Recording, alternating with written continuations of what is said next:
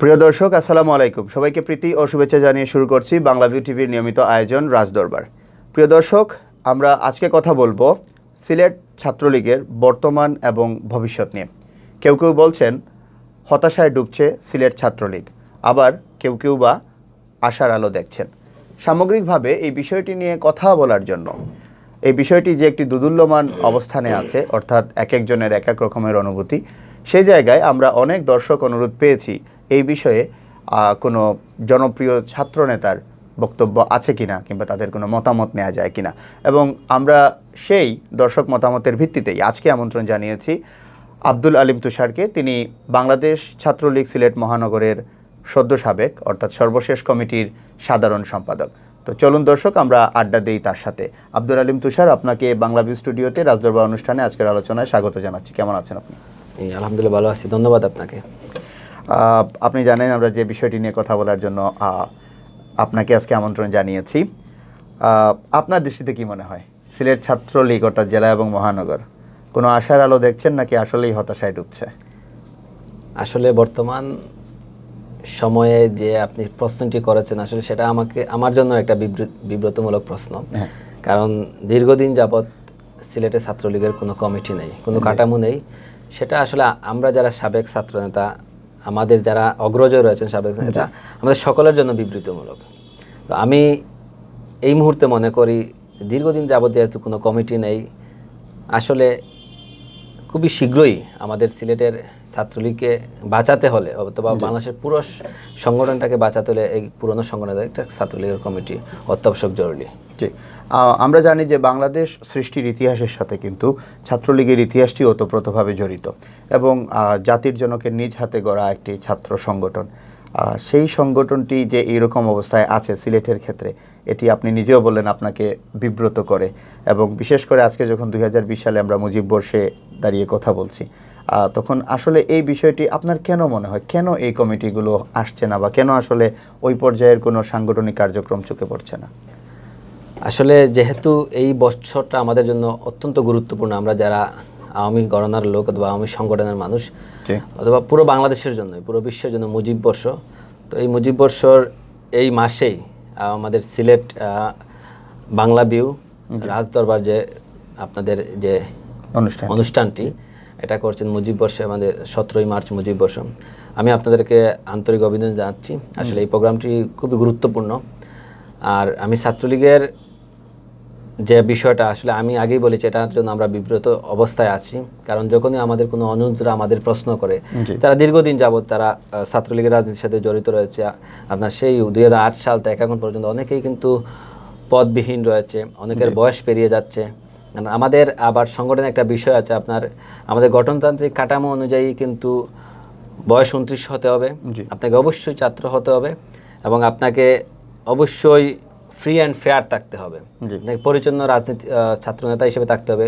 কোনো মামলা কোনো মামলা আসামি, হত্যা মামলা, এসব মানে কোনো নেগেটিভ কোনো কিছু আমাদের ছাত্র নেতাদের সাথে যায় না। আসলে ছাত্রলীগের রাজনীতি, এটা আমাদের বর্তমান সাংগঠনিক নেত্রী মাননীয় প্রধান জননেত্রী শেখ হাসিনা নিজেই সেটা বলে দিয়েছেন, এবং এটা আমাদের গঠনতান্ত্রিক, এটা আমাদের একটা সিদ্ধান্ত। তো সেই অনুযায়ী আসলে অনেকের বয়স চলে গেছে, অনেকের শেষের পথে। যখন অনুজরা আমাদের প্রশ্ন করে, ভাই আসলে এতদিন থেকে কমিটি নাই, কি করব, আমাদের সামনের রাজনীতি কি, আসলে কি হবে, অনেকের বয়স পেরিয়ে যাচ্ছে, হ্যাঁ আসলে কি হবে ছাত্রলীগের কমিটি, তখন আসলে স্তব্ধ হয়ে যায়। আমি কি বলবো, আসলে দীর্ঘদিন যাবৎ কমিটি নাই।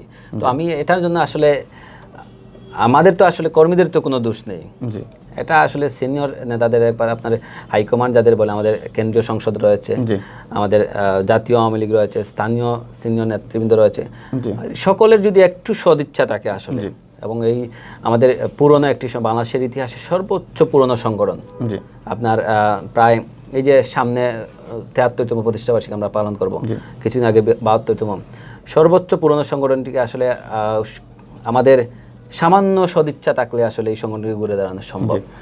জেলা ছাত্রলীগের কমিটি হয়েছিল 14 সালে, মহানগর হয়েছিল 15 সালে, সেটির আপনি নির্বাচিত সাধারণ সম্পাদক ছিলেন। বাংলাদেশ আওয়ামী লীগ বলা হয়ে থাকে এখন স্মরণকালের সবথেকে রমরমা মেজাজে আছে, অত্যন্ত ফুরফুরে একটি মেজাজে, এবং সর্বোচ্চ শক্তি সামর্থ্য নিয়ে দেশ পরিচালনা করছে, সরকার গঠন করে।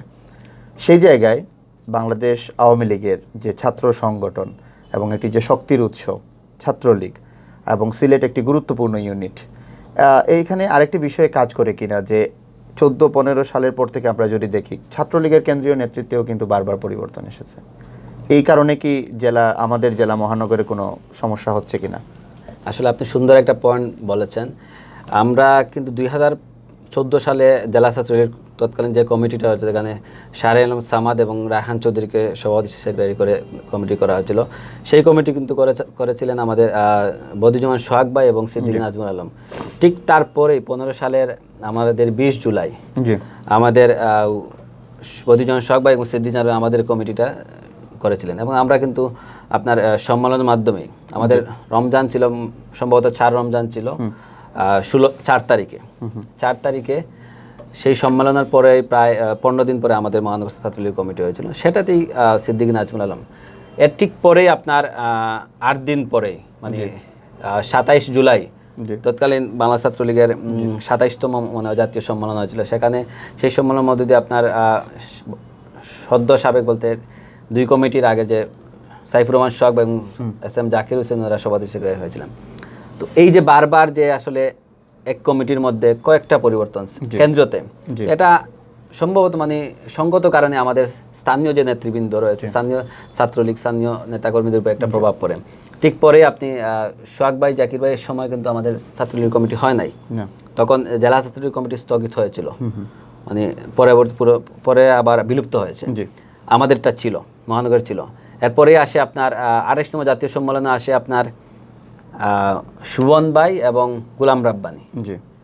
ওনারাও কিন্তু আসার পরে ওনারা বেশি দিন রান করতে পারে নাই, প্রায় বছর খানিক পরেই কমিটি ওনাদের ভেঙে যায়, পরে ভারপ্রাপ্ত সভাপতি সেক্রেটারি চলে। এই যে একটা কেন্দ্রের যে ছন্দপতন, এটা আসলে আমাদের জন্য অত্যন্ত একটা কষ্টর বলবো আপনি, আর একটা হতাশাজনক। কারণ স্থানীয় সেন্ট্রালে যত ছন্দপতন হবে, স্থানীয় তেমনভাবে ছন্দপতন। আপনি একজন সাবেক ছাত্রনেতা এবং বেশ জনপ্রিয় একজন তরুণ ছাত্রনেতা ছিলেন, আপনার তাহলে এই ব্যাপারে মূল্যায়ন কি? কেন্দ্রীয় ছাত্রলীগের নেতারা তাহলে কি বর্তমান সময়ে মারাত্মকভাবে ইমেজ সংকটে ভুগছেন কিনা? কারণ কমিটিগুলো টিকছে না, কোনো না কোনো দায় নিতে হচ্ছে তাদেরকে। আসলে আমাদের আগেই বলছে, আমাদের ছাত্রলীগের নির্দিষ্ট একটা গঠনতন্ত্র রয়েছে। আমাদের মাননীয় প্রধানমন্ত্রী দেশবন্ধু শেখ হাসিনা ছাত্রলীগের সাংগঠনিক নেত্রী হিসেবে যেহেতু রয়েছেন, আপনারা জানেন আমাদের নেত্রী কিন্তু অত্যন্ত সুদক্ষ একজন পরিচালক বলেন, শাসক বলেন, সংগঠক বলেন, সেই তারই নেতৃত্বে যেহেতু ছাত্রলীগ পরিচালিত হচ্ছে, তো এখানে আসলে কারো কোনো দোষ করে আসলে কেউ ছাড় পাওয়ার কোনো সুযোগ নেই। আপনারা দেখেছেন অতীতে যারা করেছে তাদের কিন্তু ছাড় পাওয়ার কোনো সুযোগ নেই। সে কারণে আসলে বারবার কমিটি পরিবর্তন হচ্ছে, আর এটার কারণেই কিন্তু আমাদের তৃণমূলে একটা প্রভাব পড়ছে। জনমনের একটা বিরাট অংশ জুড়ে একটা জিজ্ঞাসা আছে, একটা অভিযোগ আছে, ছাত্রলীগ টেন্ডারবাজি করে, ছাত্রলীগ মারামারি করে, ছাত্রলীগ যদিও মুখে বলে কলম হাতে তুলে দিবে, সেখানে অস্ত্রের ঝনঝনানি শোনা যায়, অনেক অভিযোগ আসে। অভিযোগগুলো সত্য হতে পারে, নাও হতে পারে। আপনি সিলেটে তৃণমূল থেকে ছাত্র রাজনীতি করে উঠে আসা একজন, আপনাদের সময়ে বা বর্তমান সময়ে ইভেন সিলেটের ছাত্রলীগে কি এরকম কোনো টেন্ডারবাজ, এরকম কোনো হানাহানি মারামারি খুব কি বাজে কোনো অবস্থায় আছে যে কারণে সেন্ট্রাল আসলে সিলেটে কমিটি দিতে চায় না? আসলে আমি ছাত্রলীগের সাধারণ সম্পাদক নির্বাচিত হওয়ার পূর্বে 2 কমিটিতে ছিলাম। আমি ওয়ার্ড ছাত্রলীগের সাধারণ সম্পাদক ছিলাম, পরবর্তীতে মহানগর ছাত্রলীগের সম্পাদক ছিলাম। এরপরে এই সম্মেলনের মাধ্যমে ছাত্রলীগের সাধারণ নির্বাচিত হয়েছি। আসলে আপনি অতীতের 2001 সাল থেকে 2005 সাল বিএনপি জামাতের জোট সরকার আমল আপনি একটু তুলনা করেন, সেখানে আমাদের ছাত্রদল কিংবা ছাত্র শিবির তাদের নেতৃত্বে যে সরকার ছিল, বিএনপির যে নেতৃত্বের সরকার ছিল, সেখানে আপনি ছাত্রদলের ইতিহাস তুলে ধরেন, ছাত্র শিবিরের ইতিহাস তুলে ধরেন। আমি সারা বাংলাদেশ দরকার নেই, সিলেট শহরের আপনি তখনকার পরিস্থিতি আপনি একটু চোখ দিয়ে আপনি যেহেতু সংবাদ মাধ্যমের সাথে জড়িত আছেন, আপনাদের সাথে সব নকদর্মে রয়েছে। তো বাংলাদেশ ছাত্রলীগ আসলে আমাদের যে বাণীটা হচ্ছে হাতে কলমে শিক্ষা। ছাত্রলীগ আসলে আপনি কি বলতে পারেন এখন পর্যন্ত ছাত্রলীগ কোনো টেন্ডারের জন্য কোনো শিরোনাম হয়েছে? এরকম কোনো অভিযোগ রয়েছে আপনাদের কাছে? সিলেটে খুব বড় কিছু আমরা দেখতে পাই না। ঠিক আছে, আমাদের অভ্যন্তরীণ কিছু কোন দল রয়েছে, অভ্যন্তরীণ কুন্দলের কারণে বিভিন্ন সময় বিচ্ছিন্ন ঘটনা হয়ে থাকে। বৃহৎ সংগঠন এটা থাকতে পারে, কারণ যেহেতু বৃহৎ সংগঠন আমাদের সর্ববৃহৎ ছাত্র সংগঠন হতেই পারে, কিন্তু টেন্ডারবাজি, অন্য কোনো আপনার মনে করেন টেন্ডারবাজি, দখলবাজ, এফটিজার, এটা কিন্তু আমাদের সংগঠনে নাই বললেই চলে। জি, অর্থাৎ কমিটি আটকে থাকার পেছনে এটাকে আপনি এটা আসলে আমি মনে করি না, এবং এটা মনে করব না। আমাদের সংগঠনের বললাম না, সুনির্দিষ্ট গঠনতান্ত্রিকভাবে পরিচালিত হচ্ছে। আরেকটি কথা আছে, এটি অনেক রাজনৈতিক বিশ্লেষক মনে করেন যে বিভিন্ন ধরনের গ্রুপিং আছে বা বিভিন্ন বলয় আছে, অনেক সিনিয়র আওয়ামী লীগ সিনিয়র নেতাদের আসলে যারা সামনে থেকে বলয়গুলোকে নেতৃত্ব দেন, এবং বলা হয় যখনই কেন্দ্রীয় ছাত্রলীগ এখানে আসে বিব্রত হয় যে কোন গ্রুপে কোনো পদবীর ভাগ বাটোয়ারা নিয়ে। এই ধরনের কোনো সমস্যার বেড়াজালে কি আটকে আছে তাহলে ছাত্রলীগ? না, আসলে আগে আপনি বলেছেন যেহেতু আমাদের বৃহৎ সংগঠন, আওয়ামী লীগ একটা বৃহৎ সংগঠন, বৃহৎ রাজনৈতিক দল, সেহেতু গ্রুপিং উপগ্রুপ থাকবেই। কারণ এত লোককে একসাথে আসলে কন্ট্রোলিং করা সম্ভব হয় না অনেক সময়, বিভিন্ন উপগ্রুপে ওরা কন্ট্রোল হচ্ছে। তো এটার জন্য আসলে আমি মনে করি না যাতে ছাত্রলীগের কমিটি আটকে যাচ্ছে। আমি যেটা মনে করি আসলে আমাদের সেন্ট্রাল থেকে স্থানীয় সিনিয়র যারা নেতৃবৃন্দ রয়েছে, আমাদের আওয়ামী লীগের হাইকমান্ড রয়েছেন, তাদের একটু সদিচ্ছা সদ্ভাব যদি থাকে একটু, তাহলে আসলে এই যে পরিস্থিতিটা রয়েছে সেটা আমরা উতরাতে সম্ভব হব।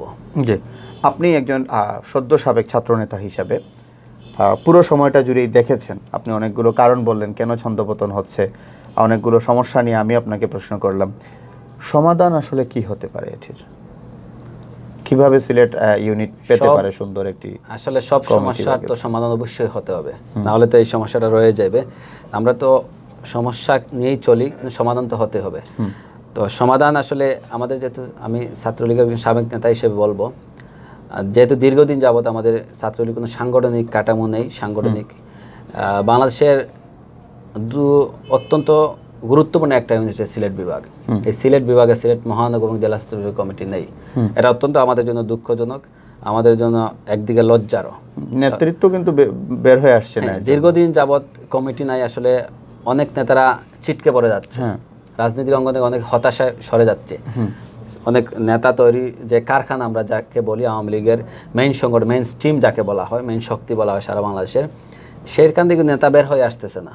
নেতার নেতৃত্ব যে কারখানাটাই পরিচালিত হচ্ছে না, আপনার ইঞ্জিনে কিন্তু ময়লা ধরে যাচ্ছে। তো আমি আমাদের সিনিয়র যারা রয়েছেন আপনাদের মাধ্যমে, সিনিয়র নেতৃবৃন্দ এবং বাংলাদেশ কেন্দ্রীয় সংসদ সকলের দৃষ্টি নেতৃবৃন্দ বলতে কি ছাত্রলীগের নাকি আওয়ামী লীগের? আমাদের অবশ্যই আওয়ামী লীগ। আমাদের হাইকমান্ড যারা রয়েছেন আওয়ামী লীগের সিনিয়র নেতৃবৃন্দ সিলেটে রয়েছেন, ছাত্রলীগের কেন্দ্রীয় সংসদ রয়েছেন। আমি সকলের নিকট আসলে বিনীত আহ্বান অনুরোধ জানাবো, আমি একজন সাবেক ছাত্রনেতা হিসেবে আমি ছাত্রদের যে মনোভাব আসলে আমি বুঝি, প্রতিনিয়ত তাদের সাথে আমাদের চলতে হয়। তো যত তাড়াতাড়ি সম্ভব একটা কমিটি, একটা সুন্দর একটা সাংগঠনিক কমিটি আমাদের প্রয়োজন। জি, তো স্যার আমরা আরেকটি বিষয় জানি, এবং এটি বলতে গেলে সবাই জানে যারা রাজনীতির সাথে জড়িত, যে তরুণ প্রজন্মকে নিয়ে আমরা সবাই স্বপ্ন দেখি। আবার দেখা যায় তরুণ প্রজন্মের শিক্ষিত অংশের একটা বড় অংশ জুড়ে তারা রাজনীতি বিমুখ, আসতে চায় না রাজনীতিতে। উদাহরণ হিসেবে তারা বলে যে আসলে হয়তো বা শিক্ষিত কোনো প্রতিনিধি তারা সামনে দেখে না, বা যারা খুব ভালো কাজ করছে এরকম কিছু দেখে না। আমরা জানি যে আপনি কিন্তু ছাত্র রাজনীতির পাশাপাশি আইন নিয়ে পড়াশোনা করেছেন, LLB অনার্স করেছেন একটি বিশ্ববিদ্যালয় থেকে। আপনি নিকট ভবিষ্যতে আইনজীবী হিসাবে কাজ শুরু করবেন। পাশাপাশি আপনি কিন্তু সিলেটের একটি বিশ্ববিদ্যালয়ের লিডিং ইউনিভার্সিটির সাবেক ছাত্রদের যে সংগঠন, আইনের ছাত্রদের leading university law alumni association, সেটিরও আপনি নির্বাচিত সাধারণ সম্পাদক বা সদস্য সচিব হিসেবে কাজ করছেন। তো আপনার মতো তরুণরা যদি পড়াশোনা করে, শিক্ষা দীক্ষা সব কিছু মিলিয়ে তারপরও রাজনীতি করে, তরুণ প্রজন্ম যারা আসে না, তাদের উদ্দেশ্যে আপনার মেসেজটা কি হবে? আসলে এটা আমাদের একটা মনের ভুল, মনের ভ্রান্ত ধারণা রয়েছে যে শিক্ষিত সমাজ ছাত্র রাজনীতির সাথে সম্পৃক্ত হতে চায় না। সেটা আসলেই ভুল। কারণ আপনি দেখেন, আমি LLB অনার্স মাস্টার্স বিশ্ববিদ্যালয়, লিডিং বিশ্ববিদ্যালয় থেকে করেছি, এবং একটা অ্যালামনাই অ্যাসোসিয়েশনের সাধারণ সদস্য সচিব হিসেবে নির্বাচিত হয়েছি, এখনও আছি। তো আমাদের সাথে যারা ছাত্র রাজনীতি আছেন সবাই কিন্তু বিশ্ববিদ্যালয়ে পড়তেছে, অনার্স মাস্টার্সকে শেষ করে ফেলছে। অনেকেই কিন্তু আমাদের আইনজীবী হয়েছে, ইতিমধ্যে হয়েছে, আমাদের অনেক ছাত্রনেতা আইনজীবী হয়েছে। হ্যাঁ, অনেক। তো যার উদাহরণ তো আপনিও তো একজন ছাত্রনেতা হিসাবে আমাদের সংগঠনের সিনিয়র বড় ভাই আছেন। তো এটা যে অনেকের আসলে ভ্রান্ত ধারণা, ভুল ধারণা, এখানে আমাদের বেরিয়ে আসতে হবে। আর এখন আসলে শিক্ষিত ছাড়া আসলে কোনো জায়গায় আপনি স্থান করে নিতে পারবেন না। হক রাজনীতি, হক ব্যবসা, হক চাকরি, অবশ্যই আপনি শিক্ষিত হতে হবে, আপনি মার্জিত হতে হবে। আপনার যদি যোগ্যতা না থাকে আপনাকে কে নিবে? আমার যোগ্যতা যদি না থাকে আমাকে সংগঠন কেন নিবে? আমি কেন চাকরিতে যাব? আমাকে ব্যবসা কিভাবে করব? তাহলে যোগ্যতা আসলে লেখাপড়া, আপনি যেটা বলেন যোগ্যতার কোনো বিচার নাই, এটা অবশ্যই আপনার থাকতে হবে। আর এই যে ভ্রান্ত ধারণা, এখান থেকে আমাদের বের হয়ে আসতে হবে। কারণ এখন শিক্ষিত তরুণরাই কিন্তু ছাত্র রাজনীতি বলেন, যুব রাজনীতি বলেন, আওয়ামী লীগ সব রাজনীতি কিন্তু তারা এগিয়ে আসছে। তাদের নেতৃত্বেই আগামী বাংলাদেশ পরিচালিত হবে। জি, সর্বশেষ একটি প্রশ্ন করি, আমরা অনুষ্ঠানের একদম শেষের দিকে চলে আসছি। আমরা দেখেছি কিছুদিন আগে সিলেট জেলা এবং মহানগর আওয়ামী লীগের কমিটি হয়েছে এবং জেলাতে 2 জন, মহানগরে 2 জন, অর্থাৎ সাধারণ সম্পাদক এবং সভাপতি মহোদয় তাদের কাজ শুরু করে দিয়েছেন। আমরা শুনতে পাচ্ছি যে খুব শীঘ্রই কমিটি পূর্ণাঙ্গ হতে যাচ্ছে এবং 2 জায়গায় বা কেন্দ্রীয় পর্যায়ে আমরা কিন্তু তরুণ ছাত্রনেতা বা সাবেক ছাত্রনেতাদেরকে মূল্যায়িত হতে দেখেছি। সেই জায়গা থেকে অনেকেই ধারণা করছেন যে এবারকার জেলা মহানগর আওয়ামী লীগের পূর্ণাঙ্গ কমিটিতে একঝাঁক সাবেক ছাত্রনেতাদেরকে নিয়ে আসা হবে। সেই জায়গা নিয়ে আসলে আপনার মূল্যায়ন কি? সেটি মন্তব্য, আমি বলবো মন্তব্য কি, যে এটা কেমন করে আসলে করা উচিত বা আপনাদের কোনো প্রত্যাশার জায়গা তৈরি হয় কিনা এখানে? আসলে যেহেতু আমাদের সিনিয়র সংগঠন, আমাদের অভিভাবক সংগঠন আওয়ামী লীগ, সেটাকে নিয়ে আমার খুব বেশি বলা ঠিক হবে না। তারপরেও আসলে যেহেতু বাংলাদেশ আওয়ামী লীগ, আপনি বলেন আমাদের মাননীয় প্রধানমন্ত্রী দেশের নেতা, উনি কিন্তু সাবেক ছাত্রনেতা। উনি ছাত্রলীগের নেত্রী ছিলেন, নির্বাচিত বিপি ছিলেন, এখন উনি বাংলাদেশ আওয়ামী লীগের সভাপতি হিসেবে দায়িত্ব পালন করছেন। বাংলাদেশ সরকারের চতুর্থবারের প্রধানমন্ত্রী দায়িত্ব পালন করেন। আমাদের বর্তমান আওয়ামী লীগের সাধারণ সম্পাদক, উনি কিন্তু সাবেক ছাত্রনেতা, উনি বাংলাদেশ ছাত্রলীগের সভাপতি ছিলেন। আমাদের সিলেটে আপনি আসলে গত 5 তারিখ যে কমিটি হয়েছে জেলা মহানগর, সেখানে কিন্তু যে 4 জন নির্বাচিত হয়েছেন, আপনার এখানে সবাই কিন্তু সাবেক ছাত্রনেতা, জেলা ছাত্রলীগের সভাপতি সেক্রেটারি ছিলেন এবং আওয়ামী লীগের গুরুত্বপূর্ণ পদে ছিলেন। তো আমাদের হাইকমান্ড যা আওয়ামী লীগের কিন্তু এখন বর্তমান যে সেন্ট্রাল কমিটি হয়েছে, সেটাও কিন্তু আপনার নবীন প্রবীণ তরুণদের সমন্বয়ে গঠিত হয়েছে। আমাদের আপনি দেখবেন আমাদের সমসাময়িক, আমাদের এক ইয়ার সিনিয়র আমাদের বর্তমান আওয়ামী লীগের উপদপ্তর সম্পাদক সায়েম খান ভাই, উনি আমাদের সামান্য একদমই নবীন মানুষ। তো আমাদের নেত্রীর কিন্তু একটা রয়েছে সিগন্যাল, সাবেক ছাত্রদেরকে মেইন কমিটিতে স্থান দেওয়া। আমাদের সিলেটের যে কমিটি হচ্ছে, আসলে সেখানে আমরা শুনতে পাচ্ছি দেওয়া হবে, হয়তো আমি আসলে জানি না, কিন্তু আমাদের যদি আসলে সুযোগ করে দেওয়া হয়, আমরা যারা মাঠের কর্মী রয়েছে, আমরা আসলে তৃণমূল থেকে উঠে আসছি, আমাদের মাঠের প্রত্যেকটি জায়গা নখদমে রয়েছে, কখন কি করতে হবে, সংগঠনকে কিভাবে সামনে নিতে হবে, কিভাবে সাজাতে হবে, কিভাবে এগোতে হবে, সেটা কিন্তু আমাদের নখদমে রয়েছে। তো যে সেখানে যদি আসলে সুযোগ হয়, আমাদের কেন্দ্রীয় এবং স্থানীয় নেতৃবৃন্দ সুযোগ দেন, তাহলে আমাদের যে আসলে দীর্ঘদিন ছাত্র রাজনীতির যে একটা আমাদের যে জ্ঞান রয়েছে, একটা অভিজ্ঞতা রয়েছে, সেটাকে কাজে লাগিয়ে আসলে সংগঠনকে সামনে নেওয়ার অনেক সুযোগ রয়েছে আমাদের।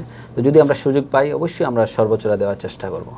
সর্বশেষ একটি প্রশ্ন, একটি খুব কঠিন অভিযোগ থাকে যে সুসময়ে একদম দুধের মাছের মতো তৃণমূল থেকে উঠে আসা অনেককে ডিঙ্গিয়ে অনেক হাইব্রিড ছাত্রলীগ নেতার উত্থান ঘটে। কেউ আবার কেন্দ্রীয় কোনো নেতার তথাকথিত আশীর্বাদে একদম গর্জে ওঠেন, আবার দলের দুঃসময় এদেরকে খুঁজে পাওয়া যায় না। একজন সাবেক ছাত্রনেতা হিসাবে এই বিষয়টিকে কিভাবে দেখো তুমি? আসলে এটা সব জায়গায় আছে। যারা সুদিনে আসলে ওই যে দুর্দিনের কর্মীরা কিন্তু আসলে খুব বেশি সুযোগ সুবিধা পায় না, কারণ তারা দীর্ঘদিন যাবৎ কষ্ট করতে তারা কিন্তু মানে আপনি যেটা বলেন টায়ার্ড হয়ে যায়। তারা কিন্তু আর সামনে কাজ করার সুযোগ থাকে না, মানে তাদের সেই এনার্জিটি থাকে না।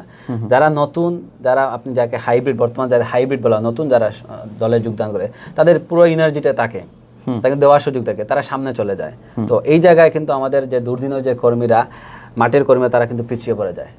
তো হাইব্রিড মুক্ত আসলে এটা কিন্তু সব জায়গায় রয়েছে যারা হাইব্রিড। তো আমি মনে করি যে এই হাইব্রিড মুক্ত আমাদের প্রত্যেকটা সংগঠন আমাদের দরকার এবং চাই, যাতে কোনো হাইব্রিডরা আমাদের ছাত্রলীগ কিংবা বলেন, যুবলীগ বলেন, আওয়ামী লীগ কোনো পর্যায়ে না যেতে পারে। সেজন্য আমি আমাদের স্থানীয় নেতৃবৃন্দ রয়েছেন, সেন্ট্রাল কেন্দ্রীয় নেতৃবৃন্দ রয়েছেন, সকলের প্রতি সজাগ দৃষ্টি থাকার জন্য আমি বিনীত অনুরোধ জানাই। তুষার, বাংলাভিউর পক্ষ থেকে আপনাকে অসংখ্য ধন্যবাদ আমাদের আজকের আমন্ত্রণে সাড়া দেওয়ার জন্য। আমরা কথা বলছিলাম ছাত্রলীগ নিয়ে, ভবিষ্যতে আরও অনেক বিষয় নিয়ে হয়তো আপনার সাথে আমরা বসতে চাইবো, জানতে চাইবো, এবং সর্বশেষ শুভকামনা আপনার আগামী রাজনীতির জন্য। ধন্যবাদ আসলে আপনাদেরকে, বাংলাভিউকে অত্যন্ত সুন্দর একটা চমৎকার আয়োজন করার জন্য। আপনাদের বিভিন্ন আয়োজন আমি দেখি, আসলে এগুলো অত্যন্ত সুন্দর হয়। আপনাকে ধন্যবাদ। জি, প্রিয় দর্শক, আমরা কথা বলছিলাম আব্দুল আলিম তুষারের সাথে। তিনি একজন সাবেক জনপ্রিয় ছাত্রনেতা, সিলেট মহানগর ছাত্রলীগের সাবেক সাধারণ সম্পাদক। আজকে সিলেট জেলা কিংবা মহানগর ছাত্রলীগ যখন একটি হতাশায় ডুবছে, কিংবা বলা যায় যে কমিটিবিহীন অবস্থায় ঝুলে আছে, অনেকেই আসলে আশায় বুক বেঁধে আবার নিরাশ হচ্ছেন, অনেকেই হতাশ হচ্ছেন, অনেকের বয়স বেড়ে যাচ্ছে, অনেকের শিক্ষা দীক্ষার ছাত্র জীবন শেষ হয়ে যাচ্ছে। সমস্ত কিছু মিলিয়ে একটি সংকটাপন্ন অবস্থায় আছে সিলেট ইউনিট ছাত্রলীগের। আব্দুল আলিম তুষার যেটি আশা ব্যক্ত করলেন, সেটি অনেকগুলো কারণ তিনি তুলে ধরলেন। সেই কারণগুলো আবার সমস্যা যেমন আছে, তেমনি সমস্যার সমাধানগুলো আছে বলেও তিনি কিছু সাজেশন করলেন। পাশাপাশি আগামীর আওয়ামী লীগের যে নেতৃত্ব আসবে, সেখানেও যেন সাবেক ছাত্রনেতাদেরকে মূল্যায়ন করা হয় এবং তারা যেন তাদের ছাত্র রাজনীতির অভিজ্ঞতা দিয়ে সুন্দর করে ঢেলে আওয়ামী লীগকে সাজানোতে তাদের জায়গা থেকে ছোট করে হলেও ভূমিকা রাখতে পারেন এবং আগামীর একটি সুন্দর, সমৃদ্ধ, সুখী বাংলাদেশ গড়ায় ভূমিকা রাখতে পারেন। এবং সেই ক্ষেত্রে সাবেক ছাত্রনেতারাই যেন কলকাঠি নাড়েন এবং বাংলাদেশকে একটি সুন্দর জায়গায় নিয়ে যান, বাংলাদেশের চলমান এবং অগ্রসরমান উন্নয়নের যাত্রাকে যেন অব্যাহত রাখেন, সেই প্রত্যাশাই ব্যক্ত করলেন আব্দুল আলিম তুষার। আমরাও একই প্রত্যাশা ব্যক্ত করছি এবং এই প্রত্যাশা ব্যক্ত করে আগামী পর্ব দেখার আমন্ত্রণ জানিয়ে আজকের মতো এখানেই বিদায় নিচ্ছি। ধন্যবাদ সাথে থাকার জন্য। দেখা হচ্ছে আগামী পর্বে আবারও নতুন কোনো অতিথির সাথে, নতুন কোনো বিষয়ে। সে পর্যন্ত ভালো থাকুন। আসসালামু আলাইকুম, শুভরাত্রি।